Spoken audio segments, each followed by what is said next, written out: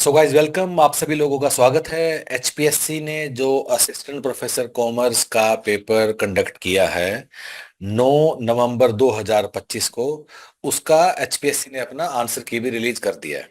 तो इस वीडियो में हम लोग क्या करेंगे, so will go through some of the questions जिन क्वेश्चंस के लोगों को लगता है कि आंसर की गलत है और वो चैलेंज होना चाहिए। सो जो जो क्वेश्चन हमारे स्टूडेंट्स ने हमें बताए हैं उनको हम लोग डिस्कस कर रहे हैं। 18-20 सवाल हैं कि वो चैलेंज हो भी सकते हैं या नहीं हो सकते हैं, कितने गलत हैं। एक ओवरऑल जो एनालिसिस है उसको देख के हमें ये लगा कि काफी सारे सवाल गलत हैं guys.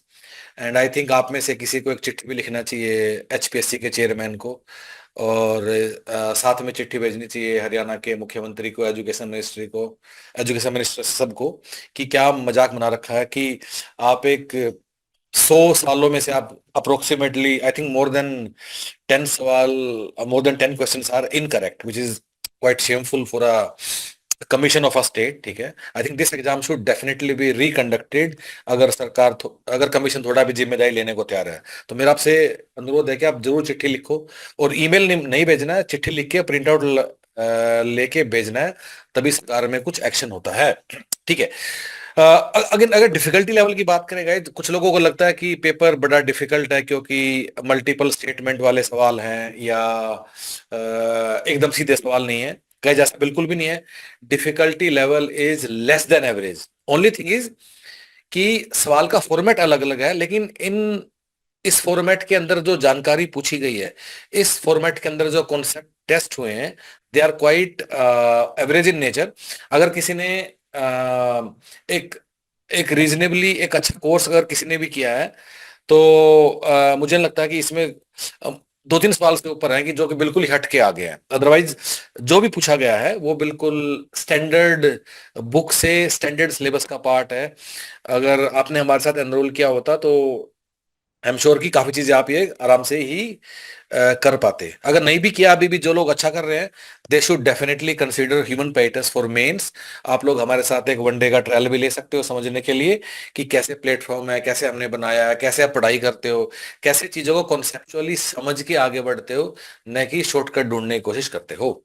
So guys with that note शुरू करते हैं। और ये 18-20 सवाल हैं जो हम डिस्कस करेंगे।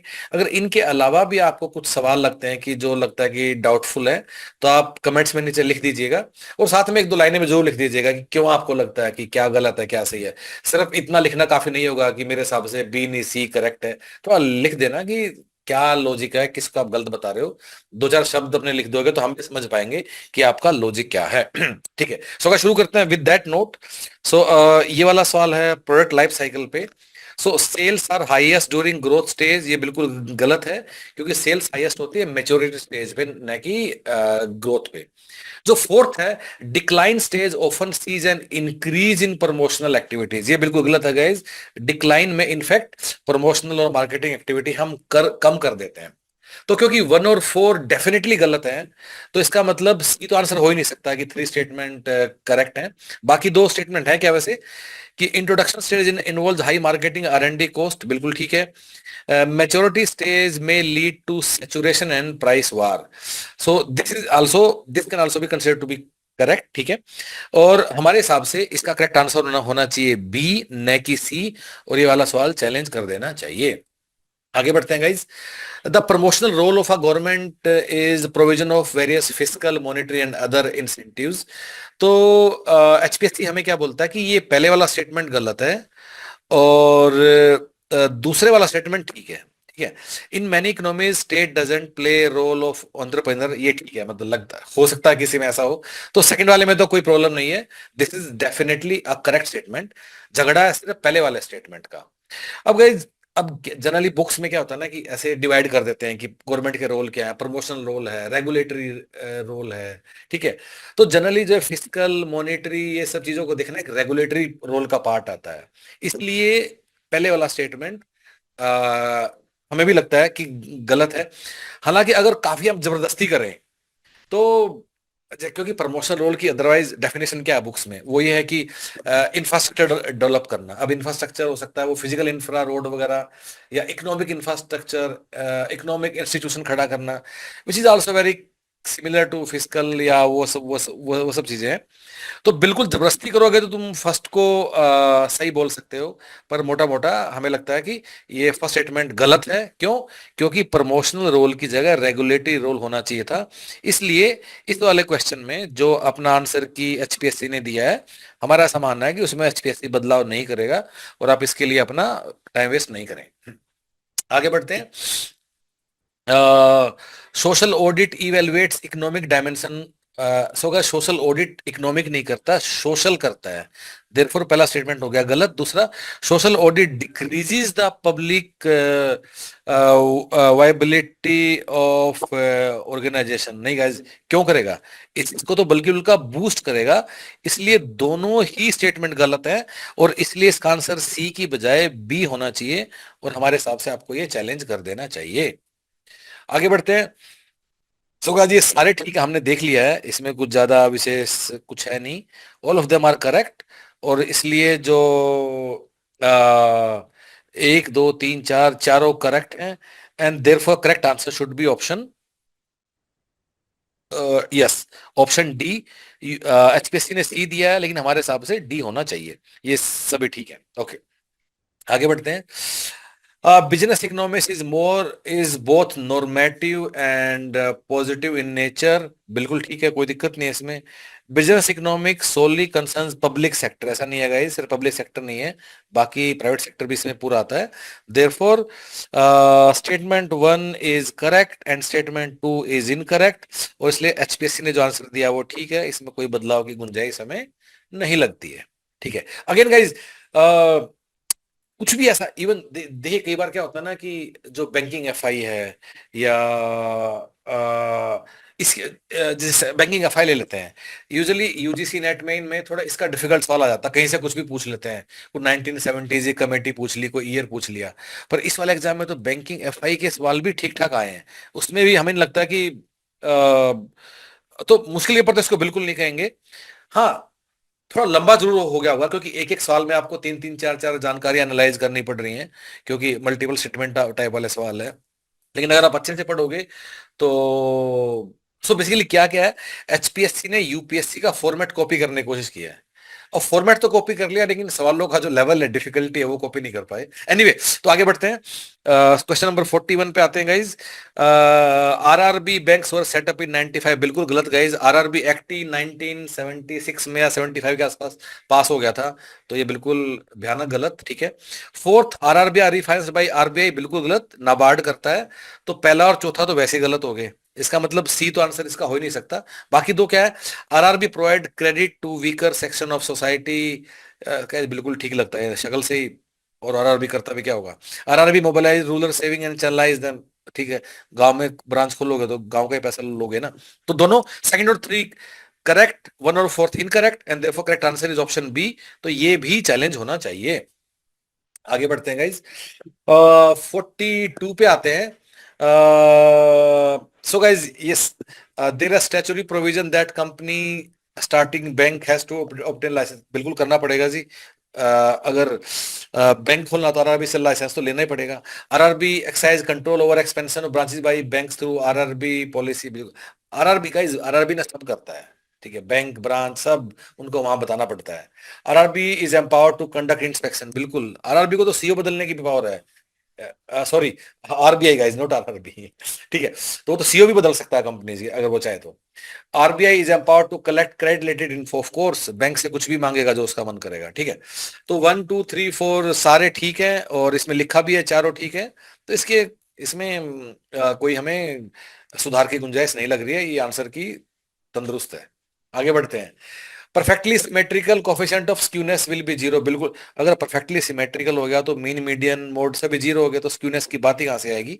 देयरफॉर 63 बिल्कुल ठीक है। और distribution with long tail on left hand side is positively skewed. So guys, long tail क्या होता है, जैसे अगर ऐसे बनाएंगे तो लॉन्ग टेल होगा ऐसे ऐसे ऐसे ऐसे करके, और फिर ऐसे हो गया। ठीक है, अब इस वाले को पॉजिटिवली स्क्यूड हम लोग नहीं बोलते, इसको बोलते हैं नेगेटिवली स्क्यूड। देयरफॉर पहला ठीक, और सेकंड स्टेटमेंट हो गया गलत। Third, if mean is less than median, distribution is likely. बिल्कुल ठीक है। नेगेटिव में क्या होगा, मीन कहीं यहीं यहां होगा, मीडियन एमडी लिख रहा हूं यहां होगा, और मोड कहां होगा, ये ये मोड होगा।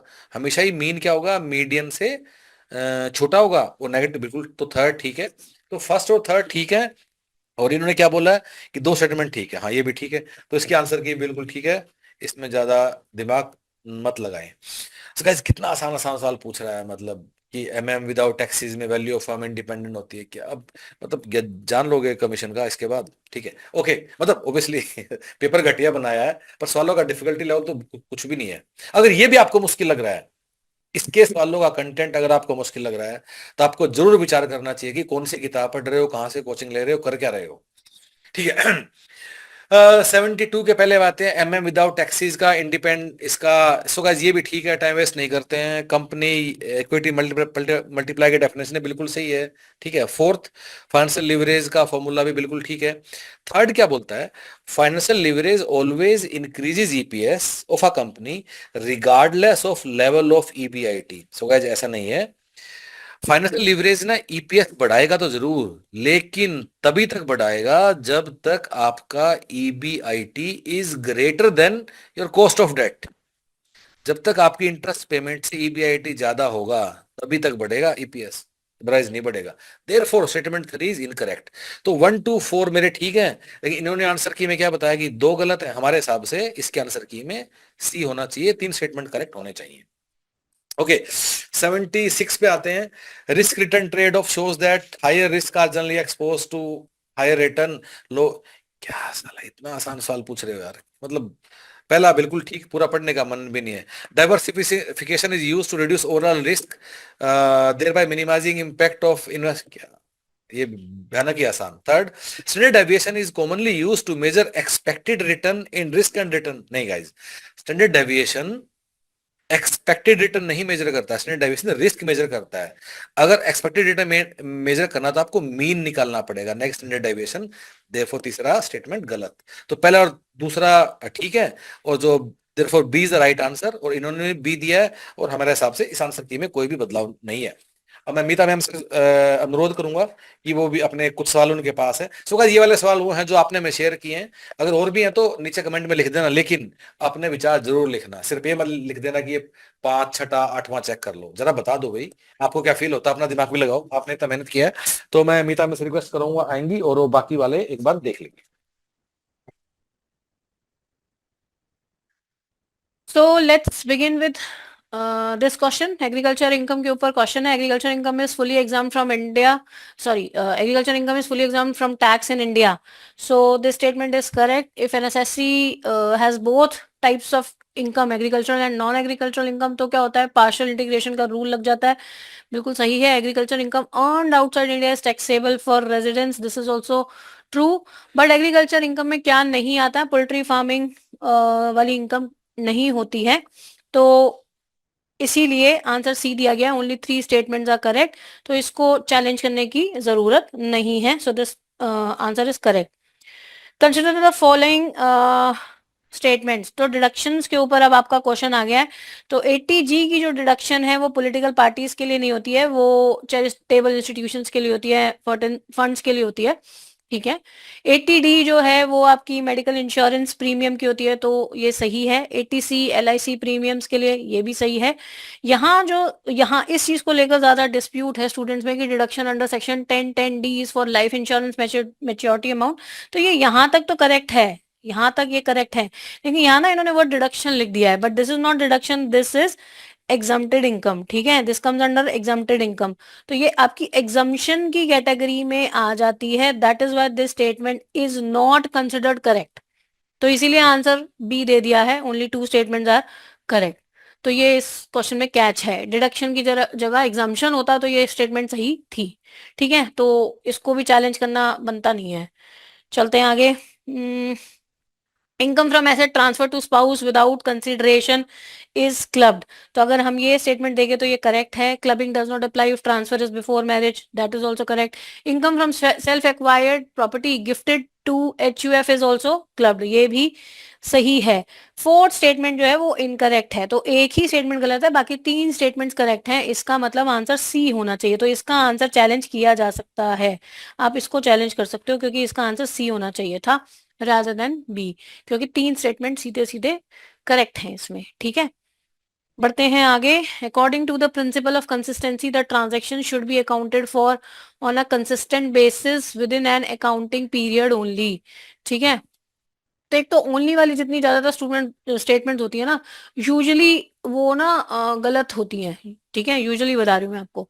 अब सेकंड स्टेटमेंट पढ़ लेते हैं, पहले चारों स्टेटमेंट्स पढ़ लेते हैं। According to the principle of consistency transaction should be, देखो चारों स्टेटमेंट्स में प्रिंसिपल ऑफ कंसिस्टेंसी के ऊपर ही बात की गई है, ठीक है। तो पहले तो सबसे जो करेक्ट स्टेटमेंट है वो उठाओ। सेकंड में बोलता है according to the principle of consistency transaction should be accounted for on a consistent basis from one accounting period to another. तो कंसिस्टेंसी प्रिंसिपल ये बोलता है कि एक पीरियड से दूसरे पीरियड में जब हम अकाउंटिंग कर रहे होते हैं तो आपको कंसिस्टेंसी मेंटेन करके रखनी है, ठीक है, अपनी पॉलिसीज में, मेथड्स में। तो ये स्टेटमेंट करेक्ट हो सकती है, ठीक है। अभी आगे बढ़ते हैं। According to the principle of consistency transactions relating to the statement of financial position only should be accounted for. तो आप ये देख रहे हो यहाँ पे भी ओनली लगा दिया, तो यहाँ भी ओनली लगा दिया, तो ये तो गलत की कैटेगरी में ही जानी चाहिए, ठीक है। According to the principle of consistency, transactions should be accounted for on a consistent basis, both within an accounting period and from one accounting period to another. तो logically भी देखो तो within the accounting period and from one accounting period to another दोनों बातें इस statement में बोली गई हैं। तो ये स्टेटमेंट आपकी फुल्ली करेक्ट है, ठीक है। ऑल्दो ये भी स्टेटमेंट करेक्ट है, लेकिन सबसे ज्यादा करेक्ट स्टेटमेंट ये है। तो इसीलिए बेनिफिट ऑफ डाउट देकर उसको ओनली वन स्टेटमेंट पे ही हम मार्क कर सकते हैं, इसलिए आंसर ए दिया गया, ओनली वन स्टेटमेंट, ठीक है। तो अकॉर्डिंगली इसका आंसर एक ही स्टेटमेंट होना चाहिए, क्योंकि फुल्ली करेक्ट स्टेटमेंट स्टेटमेंट 4 बनती है, ठीक है, okay. Principal objective of the IFRS Foundation is to develop a set of high quality, understandable, enforceable and globally accepted financial reporting standards. तो आईएफआरएस फाउंडेशन के प्राइम ऑब्जेक्टिव्स, प्रिंसिपल ऑब्जेक्टिव्स की बात हो रही है इन चारों स्टेटमेंट्स में। तो अगर आप ये देखोगे ना, तो फर्स्ट और फोर्थ स्टेटमेंट है वो तो आईएफआरएस फाउंडेशन के प्रिंसिपल ऑब्जेक्टिव्स में आती हैं। लेकिन अगर आप सेकंड और थर्ड की बात करते हो, the principal objective of IFRS foundation is to develop standards for a global baseline of sustainability disclosure or to enable companies to provide comprehensive sustainability information to global capital markets। तो अगर हम इन दोनों statements की बात करें ना, तो 2021 में आईएफआरएस फाउंडेशन ने एक बोर्ड बनाया, ठीक है, जिसको हम आईएसएसबी के नाम से जानते हैं। The full form is international sustainability standard board. तो ये बोर्ड आया है 2021 में। तो ये सस्टेनेबिलिटी रिलेटेड डिस्क्लोजर्स की बात करता है, ठीक है। उसके प्राइम ऑब्जेक्टिव्स, उसके प्रिंसिपल ऑब्जेक्टिव्स में ये दोनों के दोनों पॉइंट्स कवर्ड है, ठीक है। बट ये बनाया किसने है बोर्ड? आईएफआरएस ने ही बनाया, तो इनडायरेक्टली उसमें भी कवर हो जाता है। बट अगर हम देखें तो ये 2021 में आया है बोर्ड, ठीक है। तो इसके अकॉर्डिंग आंसर फर्स्ट और फोर्थ स्टेटमेंट सही है। They are the principal objectives of IFRS foundation.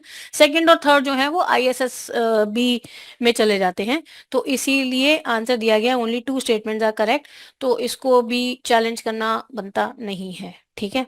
तो स्टेट सही है आपका आंसर। आगे चलते हैं, 95th क्वेश्चन देख लेते हैं एक बारी। At the time of the admission of a partner, the old partner share the goodwill equally brought in by the new partner। तो ये स्टेटमेंट इनकरेक्ट है, क्योंकि ये जो रेशो होता है वो सेक्रीफाइसिंग रेशो में हमेशा गुडविल डिस्ट्रीब्यूट होती है पार्टनर्स के बीच में, ठीक है, because they sacrifice their profit on the admission of a partner। Goodwill is valued whenever there is a change in the profit sharing ratio among the partners। तो ये स्टेटमेंट भी true है। Normal profit depends upon normal rate of return and past profits of the firm. तो usually अगर हम normal profit जो निकालते हैं वो इंडस्ट्री वाइज कैलकुलेशन कैसी होती है कि इंडस्ट्री का हम रेट ऑफ रिटर्न ले लेते हैं, normal rate of return, and that is to be multiplied by capital employed. तो वो हमारा नॉर्मल प्रॉफिट निकल के आ जाता है कंपनी का, ठीक है, या पार्टनरशिप फर्म का। तो इसीलिए ये स्टेटमेंट जो है वो गलत कंसिडर की गई होगी, ठीक है। नेक्स्ट स्टेटमेंट बोलता है goodwill is an intangible asset, therefore it can not be valued in the books of the firm. तो यहाँ तक तो सही है, goodwill is an intangible asset, ठीक है। But it can not be valued in the books of the firm. तो हम पार्टनरशिप अकाउंट्स में वैल्यूएशन ऑफ गुडविल तो पढ़ते ही पढ़ते हैं, कितनी बार हम वैल्यू करते हैं, ठीक है। तो इसीलिए ये स्टेटमेंट भी सही नहीं मानी गई, ठीक है। और अगर आप देखोगे तो इसमें 3 स्टेटमेंट्स आपकी गलत निकल के आई हैं, only second statement is correct, और इसीलिए इसका आंसर ए भी सही है, ठीक है। ओके, तो इसको भी चैलेंज नहीं करना चाहिए। अब चलते हैं आगे। Consider the following statements. Environmental cost includes contingent cost which may arise due to possible liability under the environmental laws. Environmental cost includes waste management cost. तो ये दोनों स्टेटमेंट सही हैं। और थर्ड स्टेटमेंट में यहाँ पे इन्होंने कॉर्पोरेट वर्ड लगा दिया, जिसकी वजह से ये स्टेटमेंट सही नहीं है। Depreciation and valuation of natural resources, they are covered under environmental accounting but at national level. तो ये सब यहाँ पे कॉर्पोरेट वर्ड लगा के इन्होंने गड़बड़ कर दी, ठीक है, इस स्टेटमेंट में, ठीक है। तो only 2 statements are correct, so that is why this is fine, ठीक। चलिए नेक्स्ट देखते हैं। हाँ, vouching aims at authentication of the accuracy and truth of the book entries. तो वाउचिंग की बेसिक डेफिनेशन ही यही है कि वो हमेशा ऑथेंटिकेशन के लिए वाउचिंग की जाती है कि बिल से हमारा जो एंट्री है वो मैच हो रही है या नहीं हो रही है, जो फिगर्स उसमें आ रही है वही आपकी एंट्री में आ रही है या नहीं आ रही है, ठीक है। तो फर्स्ट स्टेटमेंट करेक्ट है और सेकंड स्टेटमेंट और थर्ड स्टेटमेंट करेक्ट नहीं है, ठीक है। Correct valuation of assets and liabilities की बात नहीं है, that comes under valuation of assets and liabilities, ठीक है। Vouching aims at the correct presentation of the assets and liabilities in confirmation with the requirements of the relevant rules and loss. तो इसकी में सिर्फ फर्स्ट स्टेटमेंट करेक्ट है, only first statement is right. तो इसका answer A ही बनता है, ठीक है जी।